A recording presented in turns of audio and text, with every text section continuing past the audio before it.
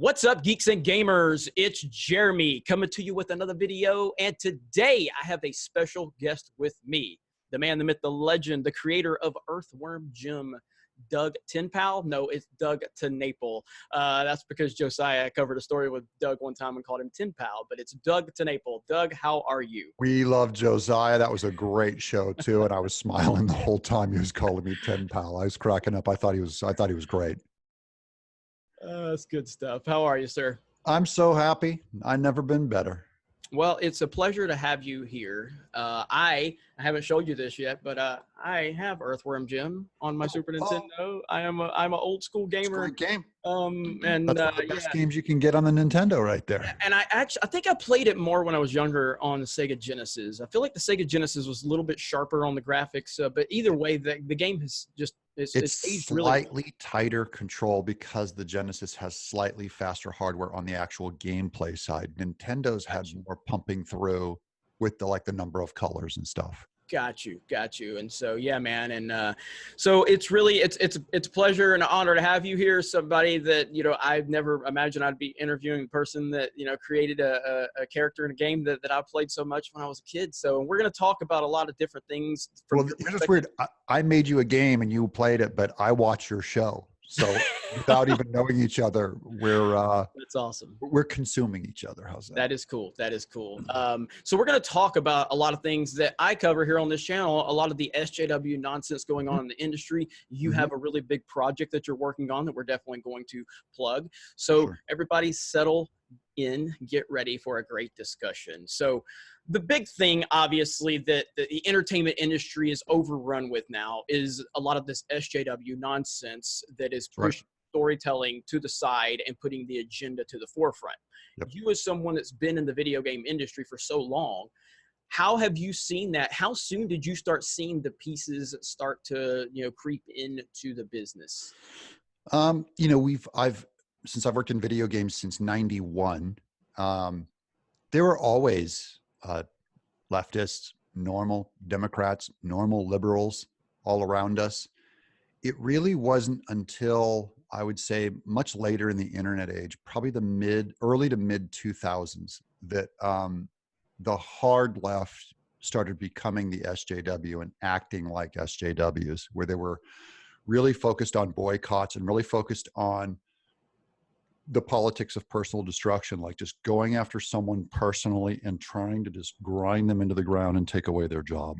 That was probably, I would say, they came after me. It was probably around 2007 was the first time I saw it. I'd seen it happen to other people around 2005. Guys like Orson Scott Card, in writing, started getting it. The more popular and the bigger you were, the more vocal you were, the more they came after you. It really got mainstreamed. They had more permission to do it under Obama, was when they started really feeling the cultural support and confidence and permission to do this more. So there's a whole lot of things that started it, I believe. I believe the 24/7 news cable channels, where we all started consuming politics, and politics wasn't just something that you read in the paper every once in a while.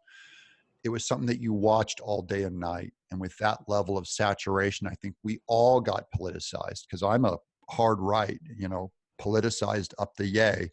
That is part of our culture now, is we're starting to bring politics into everything. So really, that's great if your politics are treat the other person with respect, be kind to others. Those are part of my Christian values, is to, you love the weak, you take care of the weak, all that. When your personal worldview is Marxism, like tear business down, you'll hear by any means necessary. You'll hear, they cannot separate their job from their ideology, so that everything becomes this kind of woke moment, what you buy, what you don't buy, and labeling and all that.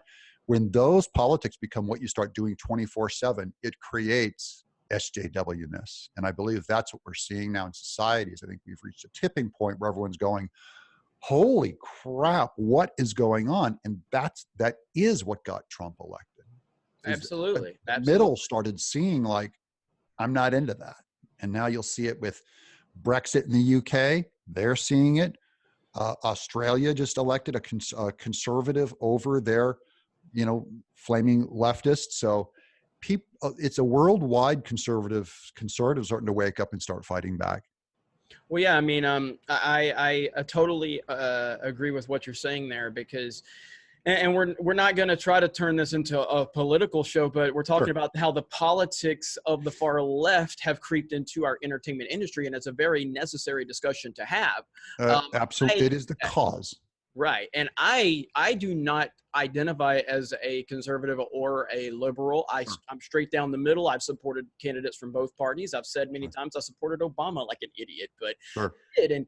And Trump, the rise of Trump has sent them to the loony bin. They're absolutely crazy now that Trump is one. Yeah. And by the way, I voted for Trump, but I'm a huge critic of him too. I think he's nasty. But I'm just saying.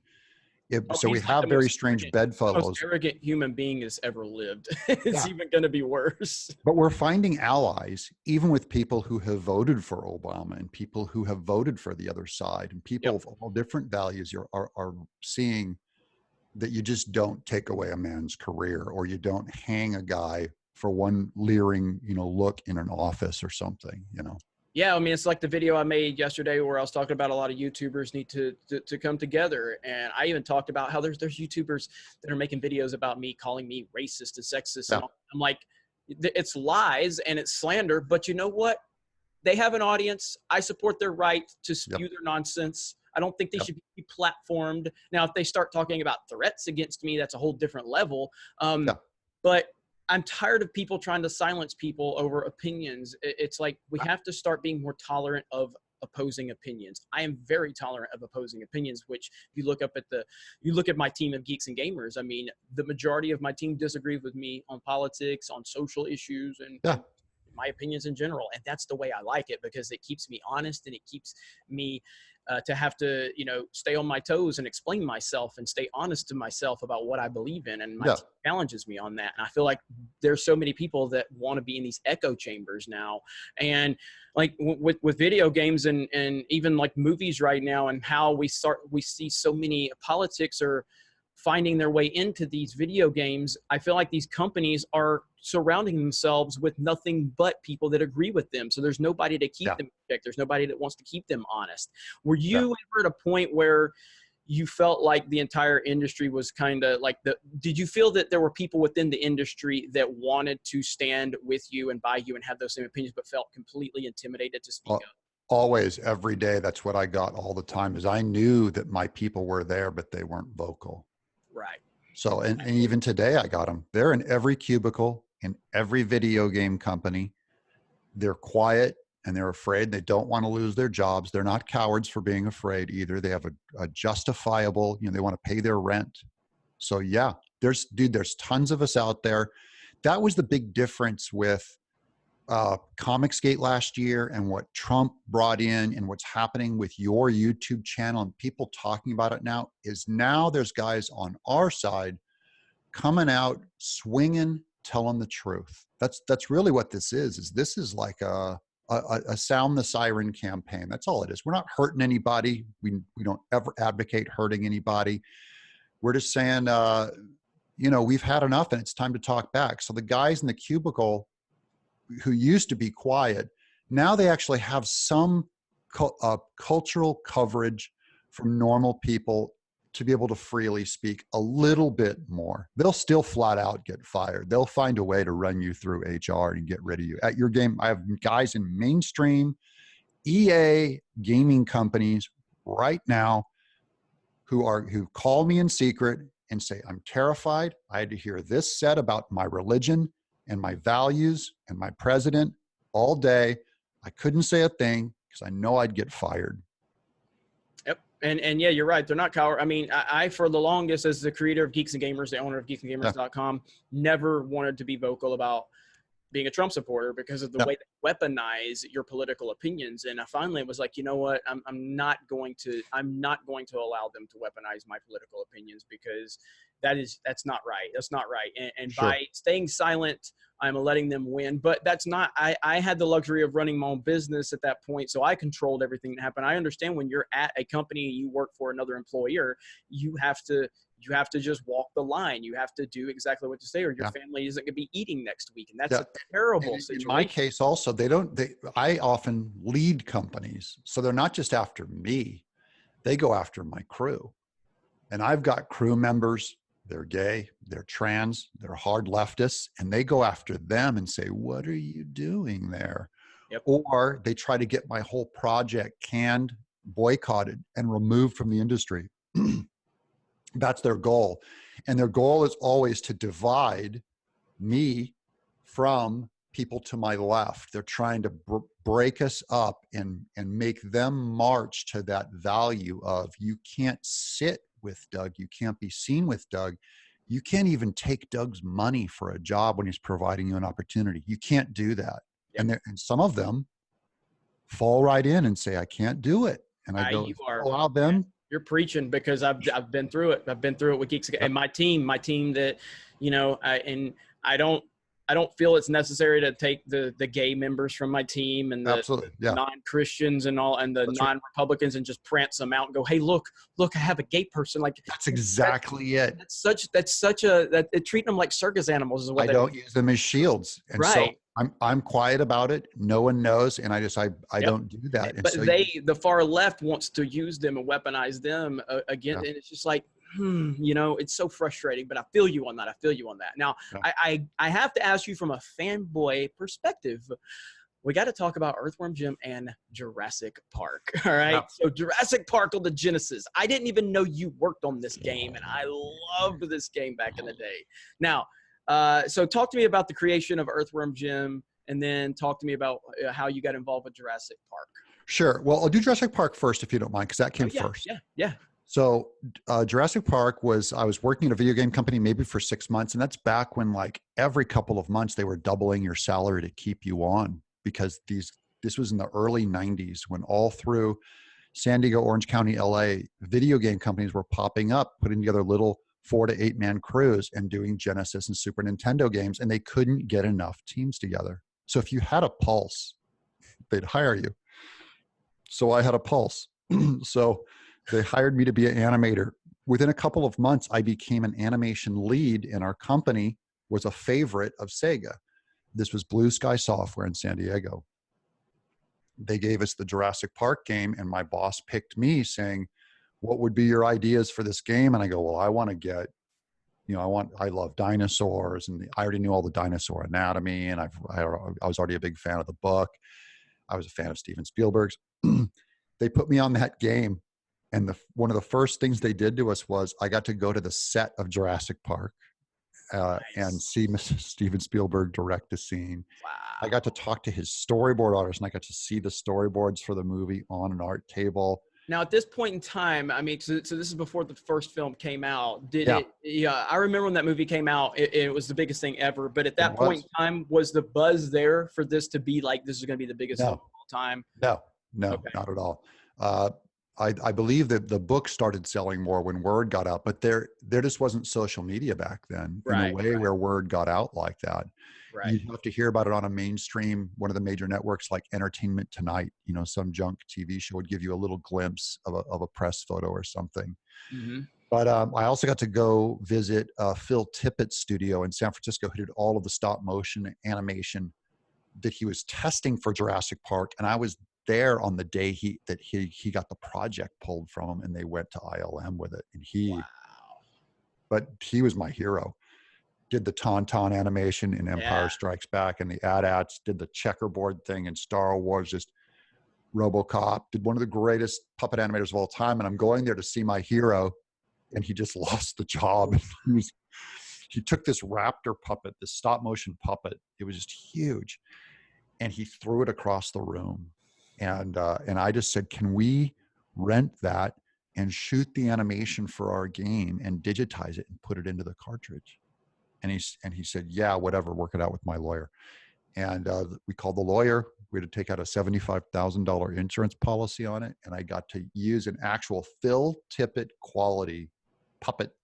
Nice. On my first video game. Story right there. That's a hell of a story. It was one of the most amazing times of my life. I was just going, and I was a nobody. I was like 26 years old. I could barely animate. and had to put a crew. Had to lead the crew and the design and everything. I was working with just my best friends. It was paradise. So that led me to, we also had the Aladdin video games. This kind of ties into the horrifying Aladdin movie coming out. But Aladdin came to that thing, and the company wasn't doing a very good job on it. And Virgin got the game out from under us because of this killer team led by Dave Perry and Mike Dietz and Nick Broody and all these guys who I would eventually work with on Earthworm Jim. They got the Aladdin game, like we lost it. And I went, I'm going to go work for the company that just took this game. So I went up to Virgin and interviewed, and they hired me on the spot, doubled my salary again. Like everyone just, that's all they could do to get you. Yeah. They put me on a lead for Jungle Book, and I did not work out at that company at all. Everyone hated me. I wasn't around any of my friends. And meanwhile, those guys left Virgin to create Shiny Entertainment. And they hired me and said, why don't you come up with something to prove that you're creative? And so I sat down and I go, honey, I need this job. I told my wife, I need this job so bad because I'm going to get fired at Virgin. I'd only been there 4 months. And I drew Earthworm Jim. I put on Fleetwood Mac Rumors, let the record play. By 45 minutes, I had created Earthworm Jim, Psychro, Professor Monkey for a Head, the Queen, Princess What's Her Name, all these characters, brought them into Shiny that Monday, and they hired me. That's amazing. And more amazing is they decided to do the game. Like they were going to do the Knight Rider game or the Beavis and Butthead game. They were open to do a license. And they ended up saying, you know what, let's do this original thing. Let's do Earthworm Jim. That's Earthworm Jim took off. And it took off. I mean, it was a big deal. I remember when I heard about Earthworm Jim, I'm like, what the F is Earthworm Jim? And I remember it had this kind of like 3D feel to it with the graphics, and truly the graphics still to this day. Now I'm got my Super Nintendo and all of my old school systems over here, and Earthworm Jim still holds up as one of the better looking games from that entire era. I did not play Earthworm Jim 64. Terrible. It didn't have it missed the magic for me from Earthworm Jim 1 and 2. But yeah, man, it's amazing that. And now with Earthworm Jim, was that a character that you had in your mind previous, or did you just sit down and create it just out of I sat down and created them right there on the spot. It was 45 minutes. The one that I had predated Earthworm Jim was Evil the Cat, who was the main bad guy in Heck. I had done a little indie comic of him. My first comic I ever made was in 1991. So that was 2 years before I created Earthworm Jim. And the team just liked Evil the Cat so much. We were looking for another bad guy for a level. I go, anything that you'd think of that would go in hell? I go, I've got a cat named Evil. And I showed it to Nick Broody, the level designer for What the Heck. And he goes, that's it. That was his favorite all-time character. And we put it in the game. Nice. That is awesome. Well, this is a good segue. What's a good? What you have? It just goes to show kind of how weird and magical and kind of random even the construction of that game was. How all the elements came together. And I love hearing stories like that, because there's a lot of times where people overthink, certain things. And you go back to when Walt Disney created Mickey Mouse and how that whole story came about. It's just mainly because he lost the rights to a previous character, and he did his wife Oswald Rabbit. Oswald the Lucky Rabbit, and I think him and his wife are heading back on a train, and he creates Mortimer Mouse, and his wife's like, you call it Mickey. Change the industry, change the world, off of something. Most powerful character in the world still. Yeah, absolutely. So good segue. You got something else going on with Earthworm Jim. What's going on now? I'm so excited. After 27 years, I got the rights to do the comic book. So I've been doing comics for 18 years, right? Graphic novels. And I never got to tell the epic story of Earthworm Jim. And so for the first time in 27 years, I'm sitting down and I got my script out, and I'm doing my thumbnails for the comic here. This is all my pre-work for it. And I launched, I'm doing it completely independently. It's not going to be in stores. I'm doing it through Indiegogo. And it's called Earthworm Jim, Launch the Cow. It's a 160-page book. And I don't do little floppy comics. I don't do little fruity comics. These are hardbound 9x12 albums, hardbound, beautiful print job, printed in America. And I'm looking for readers for Earthworm Jim. I want to reach out to the Earthworm Jim fans. I got to find some Earthworm Jim fans. And we've already raised, in just over 2 weeks, we've raised $220,000 on Indiegogo. Amazing, amazing. And I think that there's definitely you're going to find that there's a lot of people out there that are interested in this character, as you've already found out from raising over $200,000 so far, because there's a huge interest in retro gaming and old school characters and that nostalgia. And I'm part of that community, you know, and I know a lot of people that are really into that, because the current gaming is fine. Current gaming is great, but there's something missing from those magic 16-bit days and the N64 days and the PlayStation 1. We're the foundation. We're the foundation of what was built today. And really, that's right when the graphics were getting good enough to start putting beauty on the screen instead of a little pixel block character or whatever, right? It was just a little square character. We started putting more beauty that has now exploded into full-blown almost movie production in games, almost to its detriment, I'd say. Yeah. But in really tight, snappy, compelling gameplay, real challenging gameplay. Well, so with your Indiegogo campaign and everything, what's the timeline for everything? Do you have release dates? Do you have any of that worked out yet? The book will deliver by Christmas, so it's a great Christmas gift. Okay. And I've got books going out to the troops at Beale Air Force Base. I've got a tier for the troops.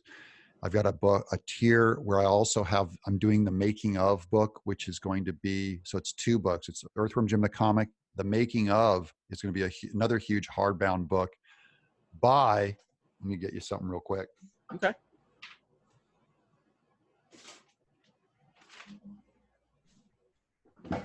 This piece is by Mike Kelch, the original cover artist for all of the Earthworm Jim video games. Remember the Earthworm Jim holding the gun up and stuff? Oh yeah, definitely. That was all done by Mike Kelch, and this is the cover for the making of book. He did a big, beautiful painting, hand done, and this is just so near and dear to my heart. But I'm trying to put that old school feel in the book.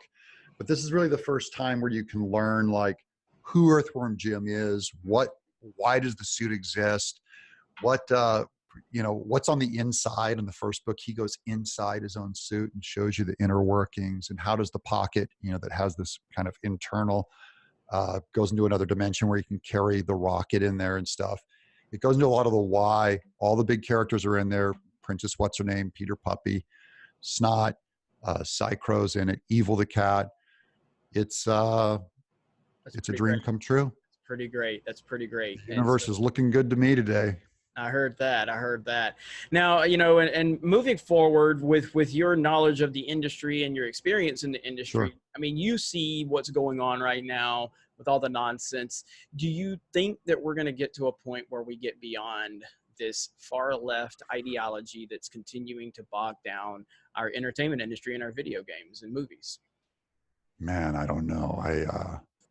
There's one side of me that's an optimist, and I really believe in the fight in the heart of man, that I think we can make a fist and we can push back. There's another side of me that's a pessimist, and there's something so seductive and core about SJWs, where they really know how to unleash the hatred in a man's heart, in everyone's heart, so that it's almost easier to flip everyone to act like an SJW than for everyone to act like a stoic man like Dad and Granddad did. You know what I mean? Those are gentlemen. Those are warriors.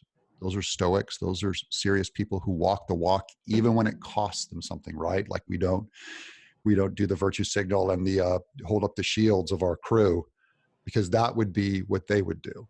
And sometimes you lose a battle because of that. And so do you compromise that value? I think if we find that, if we continue to march on the soul of America, I think we can win, because I think all those people that are infecting the gaming industry, what it's really doing is what it's blowing up is shows like yours are erupting.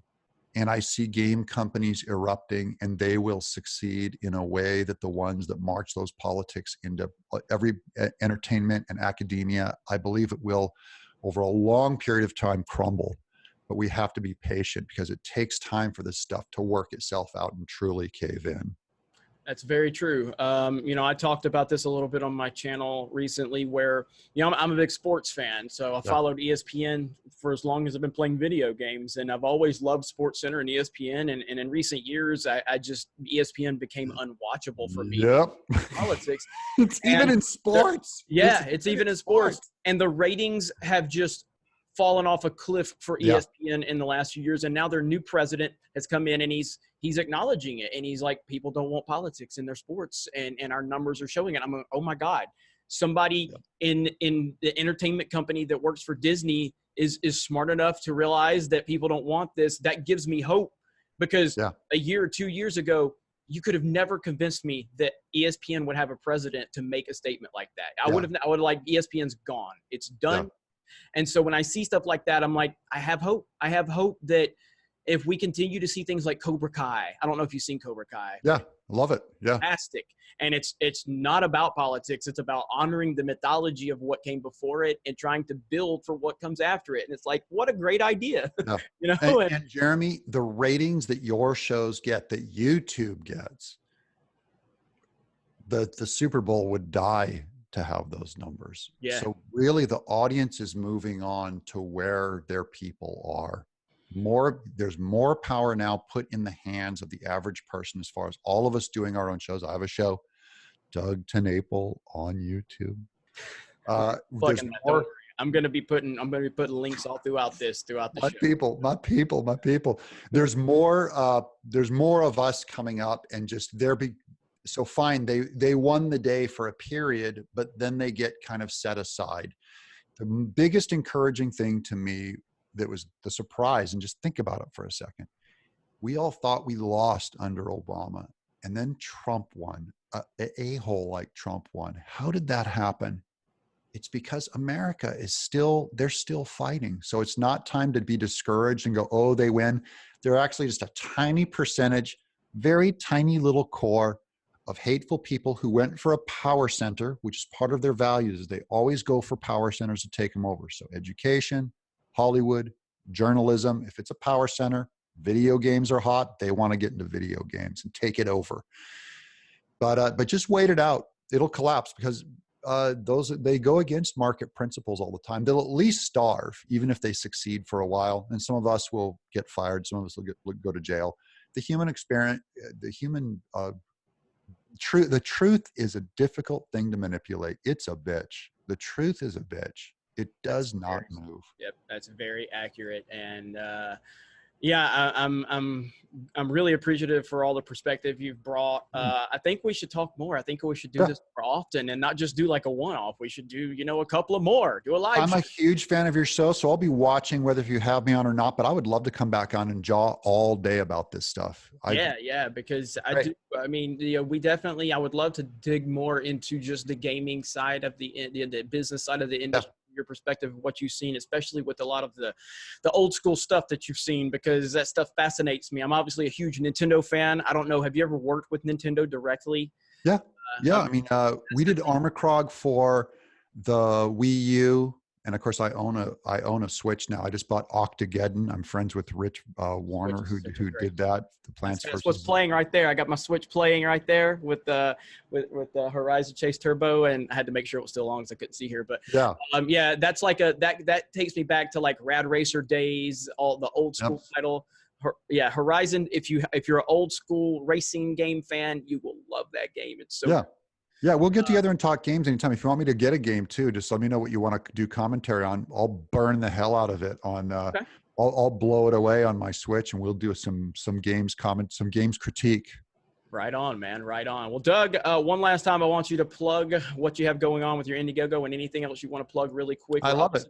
I would love to get some subs on my YouTube channel. It's Doug TenNapel. Look up Doug TenNapel on YouTube. I do a daily show. We just talk about culture. I hang out with a couple of guys and screw around.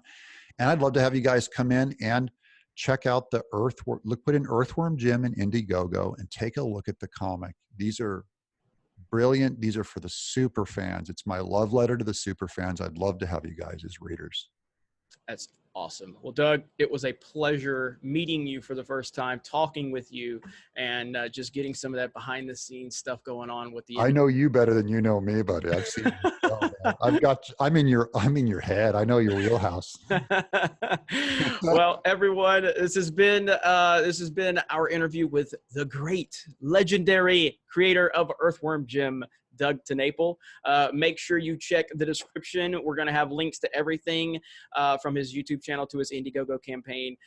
So please support Doug. He's doing great things in the industry. And thank you for your support of Geeks and Gamers. You guys have a great day. Doug, you have a great day, and we will talk to you later.